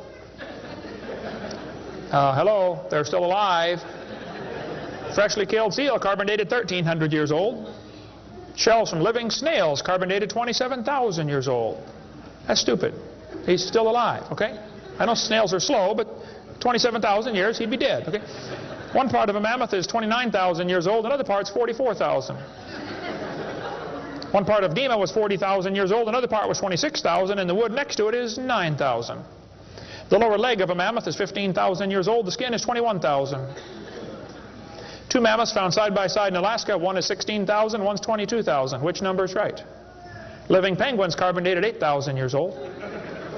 11 human skeletons, the earliest known human remains in the Western Hemisphere, were dated by accelerator mass spectrometer. All 11 dated about 5,000 radiocarbon years. Lava from a 1801 Hawaiian lava flow was 1.6 million years old. Well, hello is not even 200. Another volcano erupted in Hawaii in 1959. When they dated the lava, it was 8.5 million years old. At least potassium argon dating for that, not carbon. Mount Etna in Sicily, I climbed Mount Etna when I was over there some time ago, erupted in 1972, 350,000 years old. Mount St. Helens built a new lava dome in 1982. They dated it, got numbers from 350,000 to 2.8 million. It's not even 20 years old. Here's what you ought to consider about carbon dating. Samples of known age, it doesn't work. If it's a sample of unknown age, it is assumed to work. That's stupid. In the last 2 years, an absolute date has been obtained for the Gandong beds above the Trinil beds. It has the very interesting value of 300,000 years, plus or minus 300,000 years. Boy, they nailed that one right on the head, didn't they? See, back in 1770, George Buffon said the Earth is 70,000 years old. 1905, the official age of the Earth was 2 billion. When they went to the moon, they said the Earth and the moon are 3.5 billion years old. 3.5 billion, dated with potassium-argon dating. Now they're telling the students it's 4.6 billion years old. Let's see, that means the Earth is getting older at the rate of 21 million years per year. That's 40 years per minute. Aging rapidly, folks. That's stupid, okay? All they do is add more time to make the theory look more reasonable. Long ago and far away. And when you prove it couldn't happen, they say, well, it was longer ago and farther away. Then they're going to tell the students one of the evidences for evolution is embryology. Now, there aren't too many things about this whole theory that make me angrier than this, so I'm going to try to stay calm and cool and collected while we discuss this. Ernst Haeckel, an embryology professor at University of Jena in Germany, loved evolution theory. When Darwin's book came out, Ernst Haeckel read that book the next year and said, wow, this is a great theory. All we need now is some evidence. 9 years later, they still had no evidence. So Ernst Haeckel decided to help Charlie out. He was an embryology professor, the study of animals before they're born. You know, the different embryos of all these different animals. He made drawings that were fake to make them look alike. The students are taught we have evidence from development. I don't think so. The similarity between early stages in development of many different animals helped convince Darwin that all forms of life shared common ancestors. Actually, Darwin considered this by far the strongest single class of evidence in favor, a class of facts in favor of his theory. This is stupid, folks. I'll show you. This textbook says the human embryo growing in the mother has gills like a fish. Those little folds of skin are not gills, okay? Excuse me. Those little wrinkles under your chin when you're growing up later develop into bones in the ear and glands in the throat. They never have anything to do with breathing. I've seen folks that have 5 or 6 chins and they can't breathe through any of them but the top one. Those are not gill slits. Ernst Haeckel, though, said the turning point in his thinking was when he read Darwin's book, 1860. Haeckel took a drawing of a dog and a human embryo and he changed them to make them look exactly alike. His fake drawings looked almost identical. On top are the real drawings, underneath are Haeckel's fake drawings. He lied, folks, intentionally. He made huge charts of his posters of his drawings of these embryos and traveled all over Germany and just about by himself converted the Germans to believing in evolution. Which later led to the obvious question, well, if evolution is true, then maybe one of the races of people has developed farther than the rest. Which, by the way, is a subtitle to Charlie Darwin's book. You can look at it for yourself. The Origin of Species by Means of Natural Selection, or the Preservation of Favored Races in the Struggle for Life. See, Darwin was a racist. We cover lots more on that on video number 5. That one is politically incorrect. You don't want to watch that one. Trust me. On top are Haeckel's fake drawings. Underneath are actual photographs of what he claimed he was drawing a picture of. Now, either he's a lousy artist or he's a liar. Well, it turns out he's a liar. He was convicted of fraud by his own university. Proven to be a fraud. But guess what? Haeckel's fake drawings are still used in textbooks in your state right now. Here's a textbook used at the University of West Florida, in the middle of the Bible Belt. It's only been proven wrong 125 years ago. I know it takes a while to get textbooks up to date, but that ought to be plenty of time. That's stupid. Those are not gill slits on the embryo. Here's an Irish textbook. I was just there a few months ago. It says the embryo has gill slits. That's baloney. This one says the embryo has gills. Glencoe Biology says they have gills. Proven wrong 125 years ago. This biology textbook says the human embryo has gills. Here's this Tim Barra writing his book on the myth of creationism. And he mentions the gills are evidence for evolution. You're only 115 years behind, Tim. Miller's still teaching it 125 years after it was proven wrong. I debated Miller on the radio on a St. Louis radio station one time. There's a college textbook still teaching the kids the embryo has gills. This one says, it shows the kids a 5 to 6 week embryo, but it says by 7 months, the fetus looks from the outside like a tiny normal baby, but it's not. It's not a baby at 7 months. Excuse me? A whole bunch of kids born at 5.5 months survive, 34%. That's stupid to say it's not a baby at 7 months development. Maybe you heard about the woman that had surgery on her baby before it was born. They cut the mother open, cut the uterus open. The 5-month-old baby, 5 months in development, reached out and grabbed the doctor's finger. It's not a baby, huh? If it's not a human being, what kind of being is it? If it's not alive, why is it growing? Why do they keep that in the textbooks? Well, that's the only way to justify abortion. They want you to think it's not a human yet. Just a fish with gills. No, it's a human the instant it's conceived. And abortion is murder. Plain and simple. We cover lots more on that on my videotape number 4. You don't want to watch that one either. Then they're going to tell the kids, we've got evidence for evolution because dinosaurs turned to birds. This is stupid. This guy says dinosaurs are alive as birds. Well, kids, in case you don't know, there are a few differences between a dinosaur and a bird. You don't just put a few feathers on them and say, come on, man, give it a try. It won't hurt too bad.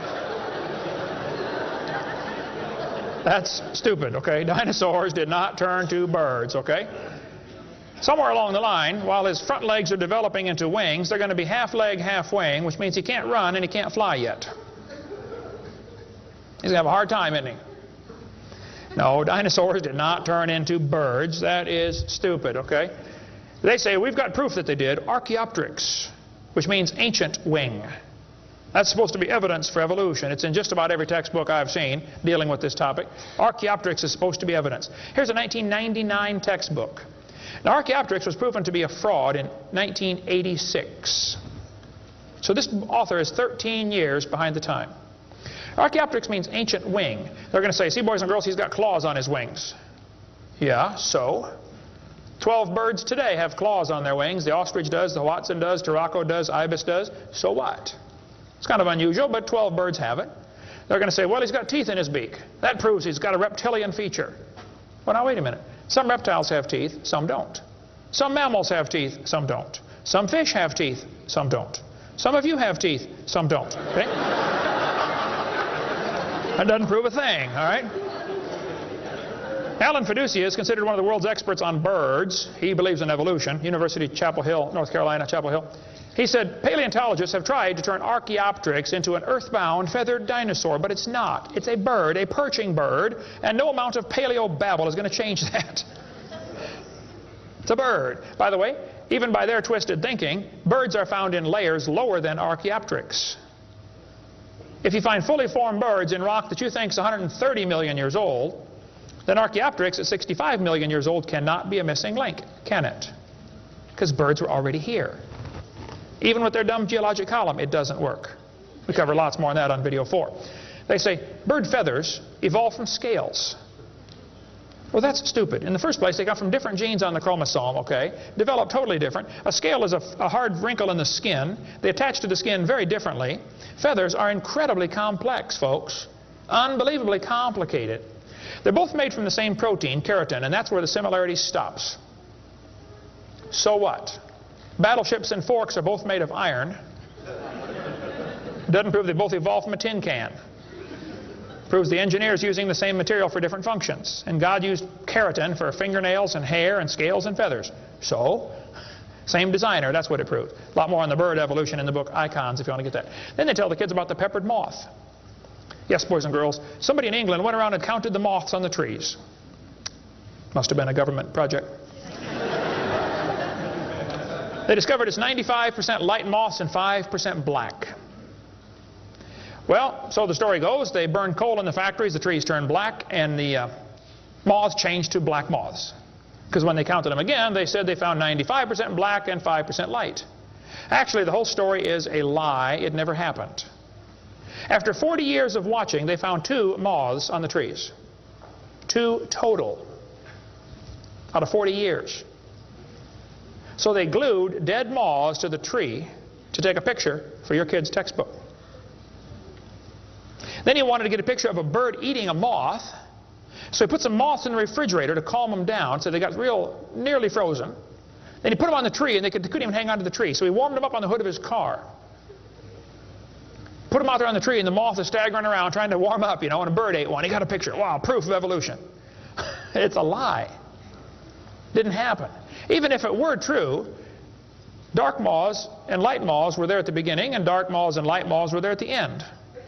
The ratio of population might have shifted, but the story wasn't true. So, doesn't prove anything. That's stupid. That's not evidence for evolution. They tell the kids, we've got vestigial structures. Now, a vestigial structure is something you don't need anymore. They'll say, boys and girls, you have an appendix that you don't need anymore. That's a vestigial structure. That's proof of evolution. Well, excuse me, you do need your appendix, okay? That is stupid. The appendix is part of your immune system. If your appendix is taken out, you can still live, okay? But it increases your susceptibility to quite a few diseases. You could live without both your legs and both your arms and both your eyes also. That doesn't prove you don't need them. Does it? There are no vestigial organs. And even if there were, that would be the opposite of evolution. That's losing, not gaining. This textbook says, boys and girls, whales, and many organisms here, like a whale, retain traces of their evolutionary history.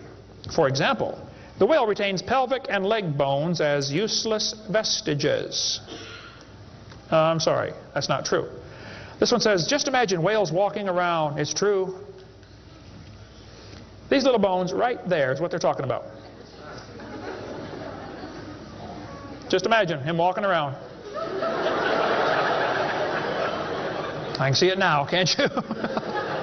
All you need is a good imagination and some LSD, and you'll be able to see that whale walking in real life.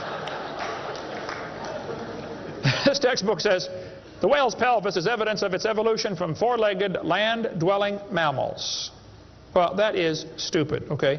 Those bones in the whale's abdomen are essential to hold muscles that support the reproductive system. Without those bones and those special muscles, the whales cannot reproduce.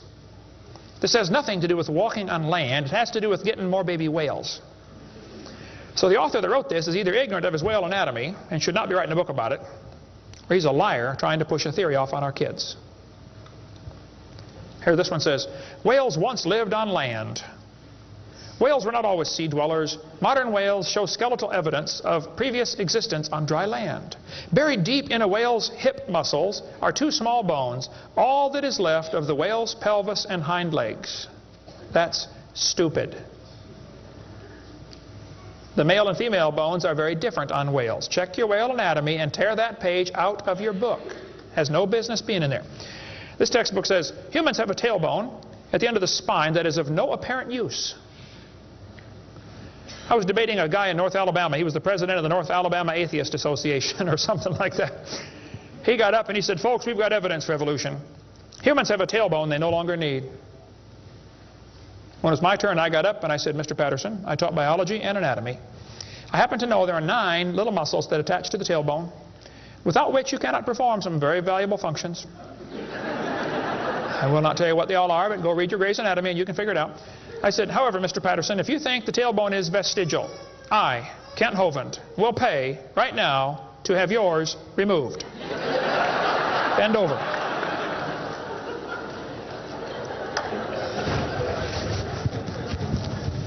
That is stupid, folks. The tailbone is not vestigial. This one says, the coccyx, that's the tailbone, the small bone at the end of the human vertebral column, has no present function, and is thought to be the remainder of bones that once occupied the long tail of a tree-living ancestor. I was taught when I went to school, man used to have a tail, but he lost it because he didn't need it. I thought, didn't need it? Have you ever thought how handy a tail would be? Have you ever come to the door with 2 sacks of groceries? Wouldn't that be nice, man, be able to grab that door and walk right around and get in it? Lost it because we didn't need it. Man, you could drive the car and tune the radio knob and hold a Coke at the same time. We're going to tell the kids that lobe-finned fish show evolution. Yes, boys and girls, during the Devonian period, 410 million years ago, there were fish with lobe fins. What that means is a short arm and then the fin grows. Well, that's stupid, okay? The lobe-finned fish are still alive. They're called the coelacanth. And when they found the first coelacanth in 1938, first people didn't believe it. They said it can't be true because they died millions of years ago. When they finally proved, yes, they're still here, all they said was, wow, they survived for millions of years. Never dawned on them to maybe question the whole theory. Never dawned on them. When Dr. Roy Mackal went to Africa and did expeditions on dinosaurs still alive in the African swamp, University of Chicago microbiology professor Dr. Roy Mackal wrote this book. He went over there twice, interviewed folks who've seen living dinosaurs. People who've never seen a white man. When he showed them the Apatosaurus, they said, yeah, that's Mokele Mbembe. He lives out in the river. He's not friendly. Don't get close. Dr. Mackal said, fellas, that's a dinosaur. They've been dead for 70 million years. The natives said, well, we're sorry. We didn't know about that. All we know is we see them out there once in a while. So Mackal gets back, writes this book, and says, folks, there are still some dinosaurs alive in Africa. Then he says, it's amazing they survived for 70 million years. Never will cross his brain that maybe your basic theory is wrong. That thought will never enter his mind, I don't think. It ought to. Lobe-finned fish are still alive, folks. They tell them trilobites are good index fossils for rock that is 600 million years old. Well, that's stupid, okay? There's a human shoe print where a guy stepped on and squashed a trilobite. How could a human step on a trilobite? If they're 500 million years ago. One guy said, maybe aliens visited the planet and stepped on a trilobite. Trilobite had the most sophisticated eye ever found in nature. It's one of the first animals to evolve, and it's already got the most complex eyeball. I don't think so. The whole thing about index fossils is stupid, okay? There aren't any index fossils. The graptolites are the index fossil for 410 million year old rock, and yet they're still alive right now in the South Pacific. They tell the kids the dinosaurs are index fossils for 70 million year old rock. Folks, dinosaur blood was found inside the bone. Don't you think it's going to decay in less than 70 million years? There's enormous evidence that man and dinosaurs have always lived together. We cover that for 2.5 hours on video number 3 of our blue series of tapes. Gene Thomas, missionary friend of mine, was in the Congo swamp for 42 years as a missionary. He said, I had 2 pygmies in my church that killed and ate one. Yes, dinosaurs are still alive. California, 1925, this thing washed up on the beach called California's Nessie. Laid there on the beach and rotted away. Here's a guy behind it with a rifle. In the front you can see the critter's head, neck going off to the right. The neck was 20 feet long. One atheist wrote me a letter and said, Hovind, you're so stupid. Don't you know that was a whale? Show me any neck on a whale, would you please? No, I think dinosaurs have always lived with man. They were called dragons for most of history. People killed most of them. There could be a few still around. It wouldn't affect me at all, okay? I don't think there's a lot of them, but there could be a few still out there. They changed the name in 1841 to dinosaur. That's all that happened. And man exterminated most of them. They're mentioned in the Bible. We cover all that video number 3. They're going to tell the kids, we've got evidence for evolution. It works by natural selection. Well, yeah, natural selection works, but see, evolution is based on 2 faulty assumptions. Number 1, they say mutations make something new. That's never been observed. And natural selection makes it survive. That's never been observed. That sounds good theoretically, but it's never been observed. Mutations happen, there's no question. Okay, thousands and thousands of mutations happen. But even guys like Pierre Gross will say, no matter how numerous they may be, mutations do not produce any kind of evolution. They're only scrambling existing information. They're not adding anything new. Here's a 5-legged bull. That's a mutant. There's no new information added. Doesn't the bull already have the gene code to make a leg? You just built one in the wrong place, that's all. This is not new information. This is scrambled information. That's not new. Here's a short-legged sheep. He's the first one the wolf is going to catch. Go, boys, go. Here comes the wolf. Herman didn't make it. Here's a 2-headed turtle. That's a mutant. Not ninja, but he's mutant. He's going to freeze first winter. Nobody makes a double-neck turtleneck sweater. I've never seen one. I've been looking. See, a mutation is scrambling information that already exists. It's like you can take the letters from the word Christmas and get all sorts of different words, scrambling them up. But you never get Xerox, zebra, or queen. The letters aren't available. And a mutation does not give you new information. It scrambles existing information. This textbook shows the kids a 4-wing fly. Look what it says now, kids. You've got to be careful. You'll be tricked on this one. Normal fruit flies have 2 wings. This mutant has 4. This rare mutation, like most mutations, is harmful. Look what it says. Beneficial mutations are the raw material for natural selection. Oh, why didn't they show us one? Why did they show us an example of a bad mutation and tell us that good ones is how it works? Show me a good one. You know why nobody's ever shown a good mutation? Because nobody's ever seen a good mutation. One professor I was debating said, I know a good mutation. He said, people in Africa that get sickle cell anemia cannot get malaria. Wow, that's like saying if you cut off your legs, you can't get athlete's foot. Yeah, you're probably right, but that's not a beneficial mutation. They tell them evolution and natural selection go together. He says, this textbook says natural selection causes evolution. That's stupid, okay? Natural selection doesn't cause any evolution. Natural selection is a conservative process that keeps the species strong. That's all it does. That's all it can do. It has no creative properties. Natural selection, nature can only select what there is to select from. If I said, I'm going to go around the world, I'm going to try to raise a race of people that are over 12 feet tall. So everybody under 12 feet tall, we're going to kill them. Year after year, we kill everybody under 12 feet tall. Well, there's nobody to select from, is there? Natural selection can only select what there is to select from. It's a conservative process. If you worked in a factory that produced cars and your job was to check for defects, you know, kick the tires, slam the doors, etc., drive it around, and you caught every single mistake and you rejected it, how long would it take that process to change the car to an airplane? You say it'll never change it.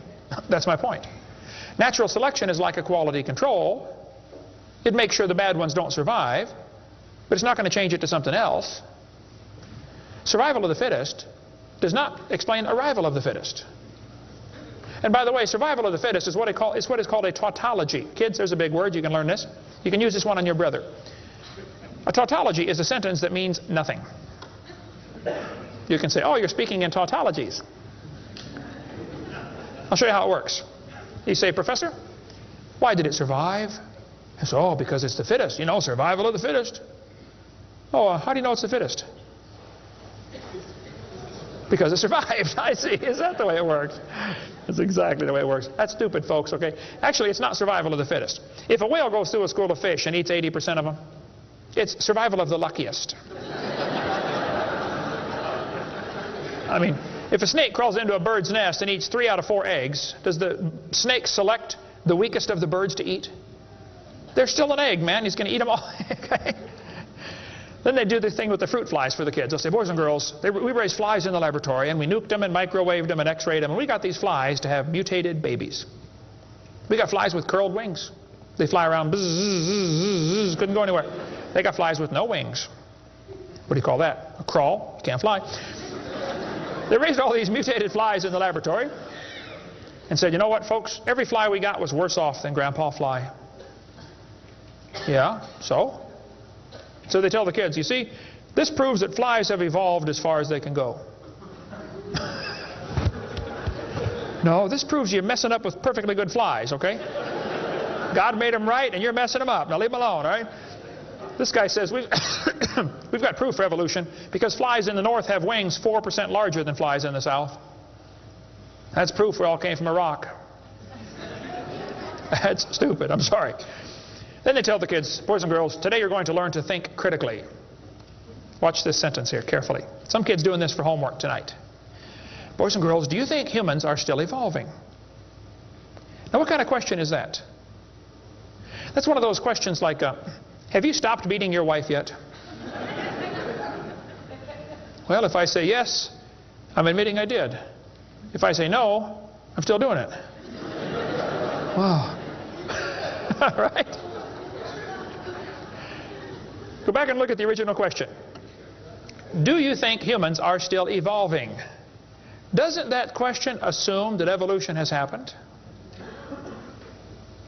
What if a kid doesn't believe in evolution? How's he supposed to do his homework tonight?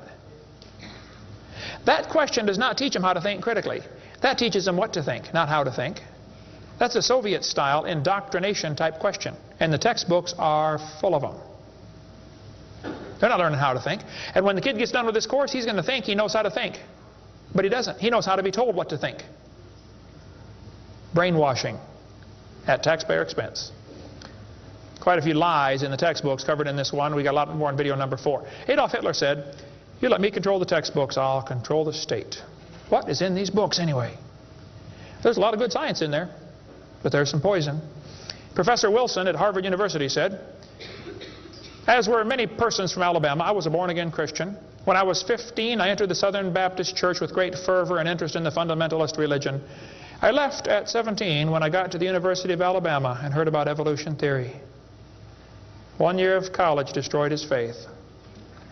Philip Wentworth said, "When I went to Harvard in the fall of 24, I was not only a Christian, I was a candidate for the ministry. Then for 4 years I underwent a process of mental readjustment which shook my little world to its foundations. Through it all, one thing was clear to me. If I could reconcile religion with intelligence, I knew that I could go on into my chosen career fortified by the experience. If I could not, every consideration of honor would compel me to make other plans. In the end, I gave up the ministry." Scott wrote me a letter and said, "Dr. Hovind, until I went to college, my faith in God was sound. My college history class helped destroy that faith. I started to doubt the Bible and God's Word. I even started to doubt Jesus was truly God's Son and that He died and rose for my sins. My best friend showed me your tapes, and I was in awe of what I saw. Everything I thought I knew about life was changed." Praise God. People will sit home and watch a video that you will never get to come to church. Especially men. If they're sitting at home holding the remote. There's this feeling of power that surges through their body. How many know what I'm talking about? Now come on, be honest, okay? Right? That's why we purposely leave my videotapes uncopyrighted. Copy them and give them to your friends, man. Get them saved. All right? 75% of the kids from Christian homes that go to public schools are going to lose their faith after 1 year of college. 75%. Professor Bonar said, "Evolution is a fairy tale for grown-ups. The theory has helped nothing in the progress of science. It is useless." Malcolm Muggeridge said, "I am convinced the theory of evolution, especially the extent to which it's been applied, will be one of the great jokes in the history books of the future." It's a joke. And it would be a joke if it weren't for the tragic results. How many kids are taught this thing every day and believe it, and it destroys their faith? Adolf Hitler was a strong believer in evolution. He thought the Jews were an inferior species and needed to be eliminated for the good of humanity. Joseph Stalin was an evolutionist. Trotsky was an evolutionist. Pol Pot from Cambodia was a strong believer in evolution. We cover lots more on that in video number 5. Scientists who go about teaching that evolution is a fact of life are great con men. The story they are telling may be the greatest hoax ever. In explaining evolution, we do not have one iota of fact. Evolution is a shell game. You ever seen those shell games where they put the pea down there and they put the 3 shells on it and the guy tries to get you confused, you know, he messes them around? Evolution is like a shell game. If you ask the biologist, where's the best evidence for evolution? He'll say, oh, it's in geology. I debated Dr. Pigliucci. It's debate number 12, I think, of my series out there, of the red series of tapes. Those are debates. I said, Dr. Pigliucci, you have gotten $650,000 in grant money to study evolution of plants. You've been teaching a course on the evolution of plants for 30 years. What is the best evidence of evolution you're aware of? And he said, the evolution of whales.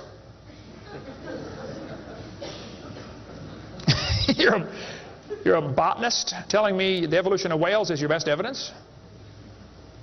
It's always this way, folks. The geologist thinks the anthropologist has the evidence. The anthropologist says, oh no, we don't have it. The biologist has it. It's a shell game. The only problem is there's no P under any of them. Nobody has the evidence. It's a joke. Sir Arthur Keith was selected to write the foreword to Darwin's book when it was republished in 1959 because he was a strong believer in evolution. Arthur Keith said, "Evolution is unproved and unprovable. We believe it because the only alternative is special creation. And that is unthinkable." I mean, you're not even allowed to think that maybe there's a creator? The only alternative. He's right, by the way. The Russian atheist astronomer came to America and spoke at one of the universities, and he started off his speech, he said, "Folks, either there is a God or there isn't."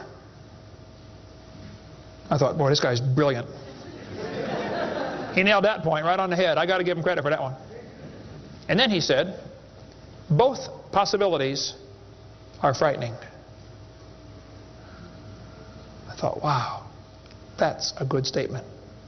You see, if there is a God, we better find out who He is and find out what He wants and do what He says. If there is no God, we're in trouble.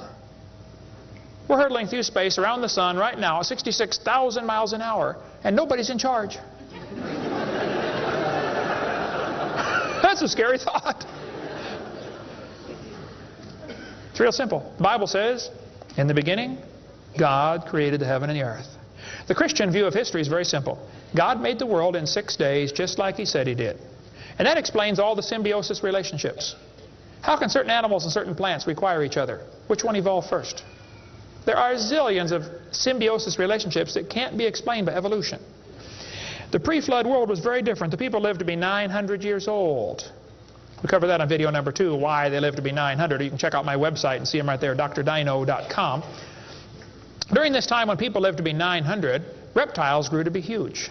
See, reptiles, even today, never stop growing. Reptiles grow all their life. So if a reptile lives to be 900 years old, he's going to get real big. Dinosaurs were big lizards that lived with Adam and Eve. And then Noah took dinosaurs on the ark. People say, dinosaurs on the ark, they're kind of big, aren't they?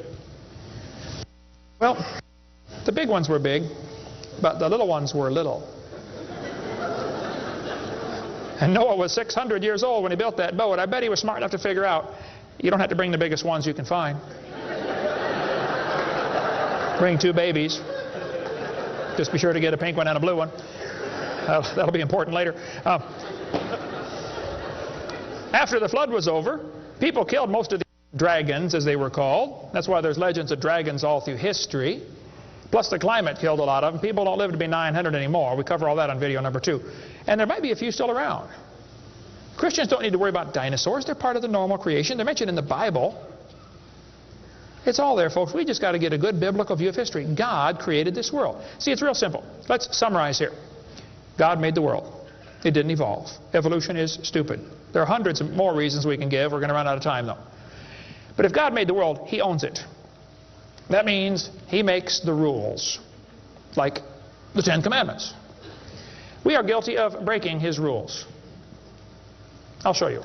Rule number 9, commandment number 9, thou shalt not bear false witness. That means don't lie. How many of you have ever lied before? Come on, you don't do another one. Put your hand up. Don't give me that pious look. Come on. Number 8, don't steal. How many ever stole something? You already told me you're a liar. Now come on. You don't have to read very far to realize we're guilty, which means we're going to be punished. Or find a substitute. See, I can't substitute for your sins because I got a whole bunch of my own. But Jesus Christ is not only willing, He's able. He wants to take your place. He wants to pay for your sins. It's real simple. February 9th, 1969, my friend said, Kent, you're a sinner. I said, well, you can say that again. He said, you deserve to go to hell. But Jesus died for you. He wants you to save you. He wants to save you. If you'll ask Him, He'll save you right now. And I bowed my head and said, Lord, I'm a sinner and I deserve to go to hell, but would you please forgive me and save me? And I've got God's promise I'm going to heaven. Hey, if you died today, where would you go? You ought to think about it because you will be dead for a long time. Doesn't matter how long you live, you're going to be dead longer than that. You know George Washington died 200 years ago, and he's still dead. How much longer does he have to go? He's going to be dead for a long time. All you get in this life is a little bitty dash between two dates. Just a little fit and it's gone. What are you going to do with your dash? Let me give a suggestion to you. Give the whole thing to Jesus. Say, Lord, you may have it, the whole thing. One time a little boy saw Jesus preach, and he had a little sack lunch, 5 biscuits and 2 fish sticks. I said, here, Jesus, you can have the whole thing. Jesus said, thank you, son. Everybody sit down, please. 5,000 men, plus women, plus children. We can assume probably 20,000 people. Jesus started breaking those fish sticks and bread up and making fish sandwiches and started passing them out to the disciples, and everybody sat down on the grass and they passed them out and passed them out and passed them out and passed them out. When they got all done, everybody was stuffed. You want another fish sandwich? Oh, no, I can't. No, man, I'm stuffed. He said, okay, disciples, gather up all the fragments. They got 12 baskets full of fragments left. That little boy came home from the meeting. Mama said, hey, son, how'd you like your lunch? Oh, Mom, you won't believe it. Was it good? Oh, it was good, Mom. You have any left? Hey, disciples, come on in here, would you, please? See, he decided to give it all to Jesus. Now, he ended up getting fed himself. He's one of them 20,000 that got fed, you know. He could have kept it and got fed, or he could give it away and get fed. Worked the same either way. If you could learn to give your life away to Jesus, you will get a wonderful life. Plus, it'll bless lots of others. Some of you ought to quit worrying about knocking that dumb ball into the hole in the dirt and start worrying about who's going to heaven or hell. And you ought to quit worrying about getting a fancier car and a fancier house and start worrying about who's going to heaven or hell. Maybe God gave you that good job so you can give some money to missionaries, not so you can build a bigger, fancier house. You know what we need in this country? We need a Christian Barney. How many kids in this town tomorrow are going to be taught evolution on Discovery Channel, Nature Channel, National Geographic, textbooks, library books? How many? Thousands of them? And they're going to use dinosaurs, aren't they? Little 4-year-old kids get a book. Hey, boys and girls, dinosaurs lived millions of years ago. Isn't that what they say? Why don't one of you get yourself a purple costume? Get all the neighborhood kids together. Hey, boys and girls. We're going to sing now. God loves you, God loves me. He wants you in His family.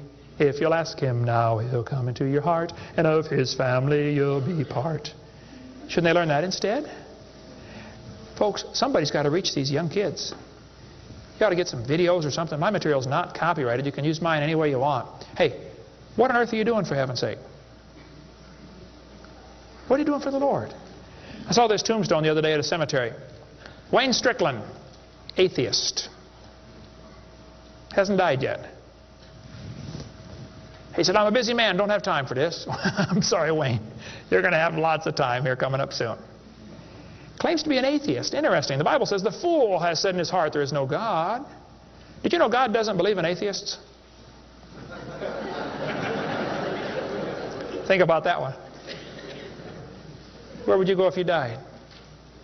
Now, if you're not sure you're going to heaven, you ought to give your heart to the Lord and get saved. If you are saved, you ought to find something to do for the Lord. If you want to get any of my video materials, they're not copyrighted. You can get a 15-hour seminar on creation, which lots of material on stuff, creation, evolution, dinosaurs. Get some of the debates or the red tapes or the miscellaneous topical series. We want to strengthen your faith in the Word of God. If you're here tonight and you're not saved, if you're watching this video and you're not saved, give me a call. I'll be glad to help you meet the Lord. Our website is drdino.com. Phone number in Pensacola, Florida, 850-479-DINO. We like dinosaurs around there. If you come through Pensacola, stop and visit Dinosaur Adventureland.